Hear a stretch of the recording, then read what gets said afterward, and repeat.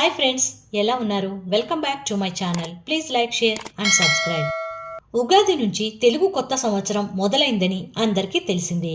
అయితే తెలుగు సంవత్సరాలు ఎలా పుట్టాయి? ఈ ఏడాది మార్చి 30 నుంచి ప్రారంభమైన కొత్త సంవత్సరం పేరు విశ్వావసు నామ సంవత్సరం. ఈ విశ్వావసు ఎవరు, ఆయన చరిత్ర ఏంటి అనేది ఈ వీడియోలో తెలుసుకుందాం. తెలుగు పురాణాల ప్రకారం ప్రతి ఏడాది పాల్గొన మాసం అమావాస్య తరువాత రోజు నుంచి తెలుగువారి కొత్త సంవత్సరం ప్రారంభమవుతుంది.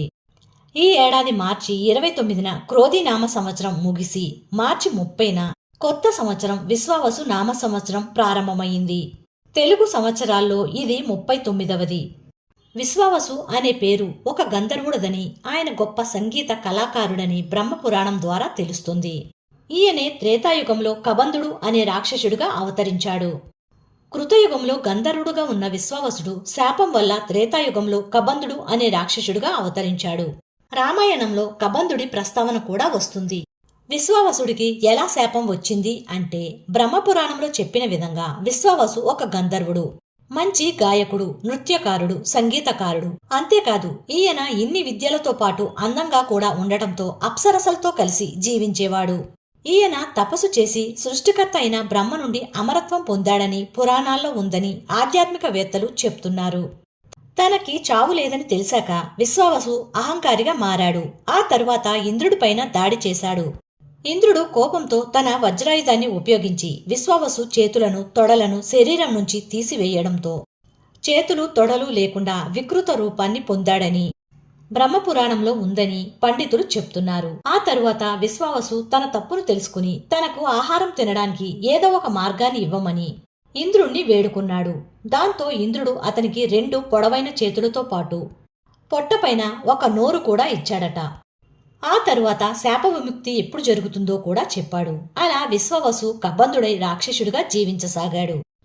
రాక్షస అవతారంలో అడవుల్లో ఉండే కబంధుడు ఋషులను భయపెడుతూ ఉండేవాడు. ఇంద్రుడు ఇచ్చిన శాపం నుంచి విముక్తి పొందాలంటే రాముడే రావాలని కబంధుడికి తెలుసు. అందుకే అడవిలో తిరుగుతూ రాముడి కోసం వేచి చూస్తూ ఉన్నాడు. ఇంతలో సీతను రావణుడు అపహరించుకుని తీసుకువెళ్లాడు అనే విషయం జటాయువు అనే రాబందు ద్వారా సీత గురించి తెలుసుకున్న రాముడు సీతను వెతుకుతూ కబంధుడు నివసించే అడవికి చేరుకున్నాడు. అప్పుడు కబంధుడు రాముడు, లక్ష్మణుడు వెళ్లే దారికి అడ్డుపడతాడు. దాంతో కోపంతో రాముడు అతడి చేతులను నరికివేస్తాడు. కబంధుడు తన చేతులను నరికివేయడంతో రామ లక్ష్మణులను తన అంత్యక్రియలను నిర్వహించమని కోరాడు. తన చితికి నిప్పు పెట్టి దహనం చేయమన్నాడు. రాముడు అలా చేయగానే కబంధుడి రాక్షస రూపం కరిగిపోయి ఆ జ్వాల నుంచి విశ్వావసు దివ్య రూపం బయటకు వచ్చింది. అందమైన వస్త్రాలతో, చక్కటి రూపంతో స్వర్గం నుండి వచ్చిన రథంలో ఆయన తిరిగి తన గంధర్వ లోకానికి వెళ్లిపోయాడు విశ్వావసు. ఆ విశ్వావసు నామమే ఇప్పుడు తెలుగు సంవత్సరాల్లో ఒక ఏడాదికి పెట్టారని చెప్తారు. తెలుగు సంవత్సరాల పుట్టుక వెనుక మరో కథ కూడా ఉంది. నారదుడు ఒకసారి విష్ణుమాయ వల్ల స్త్రీగా మారిపోయాడు. అలా స్త్రీగా మారాక తను వలచిన ఒక రాజును పెళ్లి చేసుకున్నాడు. వారికి 60 మంది సంతానం జన్మిస్తారు. అయితే ఆ రాజు సంతానంతో కలిసి యుద్ధానికి వెళ్తాడు. ఆ యుద్ధంలో రాజుతో సహా అతని పిల్లలు కూడా మరణిస్తారు. ఈ విషయం తెలిసి స్త్రీ రూపంలో ఉన్న నారదుడు ఎంతో విలపిస్తాడు. విష్ణువును శరణు వేడుతాడు. దాంతో విష్ణువు ప్రత్యక్షమై 60 మంది పిల్లలు 60 సంవత్సరాలుగా కాలచక్రంలో తిరుగుతూ ఉంటారని వరమిస్తాడు.